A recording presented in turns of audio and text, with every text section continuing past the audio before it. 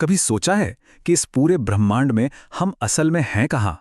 ये सवाल सुनने में तो बहुत सीधा लगता है, पर इसका जवाब हमें एक कमाल के सफर पे ले जाता है। तो चलिए साथ में ये सफर शुरू करते हैं। जरा सोचिए, जब हम रात में आसमान की तरफ देखते हैं तो हमें बस कुछ टिमटिमाते तारे दिखते हैं। पर इस अंधेरे की चादर के पीछे की कहानी क्या है? इस अंतहीन फैलाव में हमारी जगह क्या है? इसी सवाल का जवाब ढूंढने के लिए हम एक सफर पर निकलेंगे। और हां, ये कहानी सिर्फ ग्रहों और सितारों की नहीं है, ये कहानी है हमारी अपनी पहचान की, हमारी अपनी जगह की। तो हमारे इस कॉस्मिक सफर की शुरुआत होती है हमारे अपने घर यानी पृथ्वी से। ये सिर्फ एक नीला गोला नहीं है। जहां तक हम जानते हैं, ये इस पूरे ब्रह्मांड में जिंदगी का इकलौता चमत्कार है। तो पृथ्वी पर जिंदगी का राज क्या है? वो है इसकी लोकेशन। वैज्ञानिक इसे गोल्डीलॉक्स जोन कहते हैं। मतलब ये सूरज से ना तो बहुत ज्यादा दूर है कि सब जम जाए और ना ही इतना पास कि सब जल जाए, एकदम सही जगह पर। और इसी एकदम सही जगह पर होने की वजह से यहाँ जिंदगी के लिए जरूरी सारी चीजें मौजूद हैं, जैसे कि पीने के लिए पानी, सांस लेने के लिए ऑक्सीजन और एक मजबूत गुरुत्वाकर्षण। साथ ही एक सुरक्षा कवच जो हमें खतरनाक रेडिएशन से बचाता है। पर क्या पृथ्वी अकेली है? चलिए अब थोड़ा जूम आउट करते हैं और देखते हैं कि पृथ्वी किस बड़े परिवार का हिस्सा है। यह है हमारा सौरमंडल, हमारा अपना कॉस्मिक मोहल्ला, जिसके बिल्कुल बीच में है हमारा अपना तारा सूरज। और इस मोहल्ले का मुखिया कौन है? वो है सूरज। यकीन मानिए, हमारे पूरे सौरमंडल का 99.8% वजन अकेले सूरज का है। इसी की जबरदस्त ग्रेविटी ने बाकी सब कुछ अपनी जगह पर बांध रखा है। हमारा सौरमंडल कोई खाली जगह नहीं है, ये तो एक बहुत ही चहल पहल वाली जगह है। यहाँ 8 ग्रह हैं, 170 से भी ज्यादा चांद हैं, और तो और लाखों एस्टेरॉइड्स और कॉमेट्स भी हैं। ये सब मिलके सूरज के चारों तरफ चक्कर काट रहे हैं। तो फिर देर किस बात की?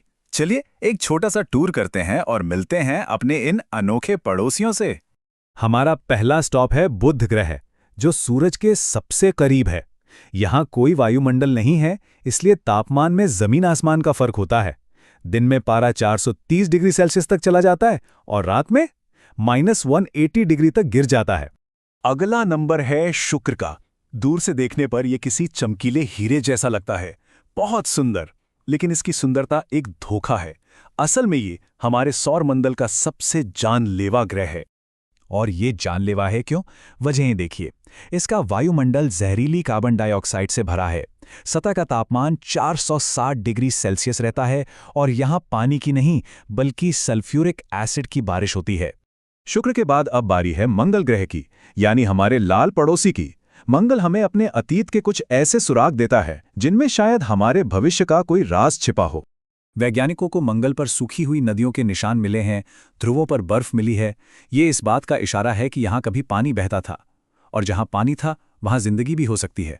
नासा और इसरो जैसी स्पेस एजेंसियां आज भी इसी रहस्य से पर्दा उठाने में लगी हैं।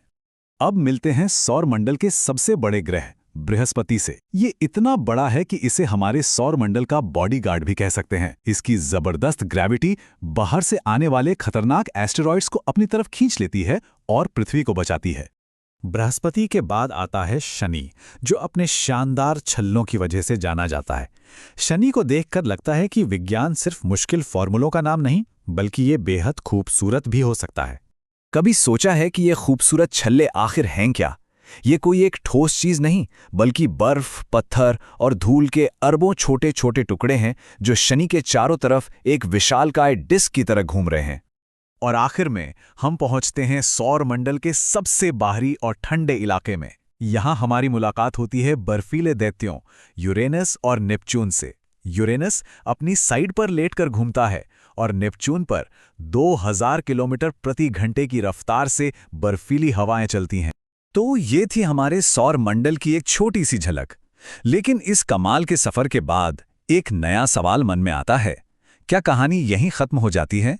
सच तो ये है कि ये जो कुछ भी हमने देखा, ये पूरा सौरमंडल एक बहुत बड़ी तस्वीर का एक छोटा सा, बहुत ही छोटा सा हिस्सा है। तो सवाल फिर वही है, क्या यही सब कुछ है?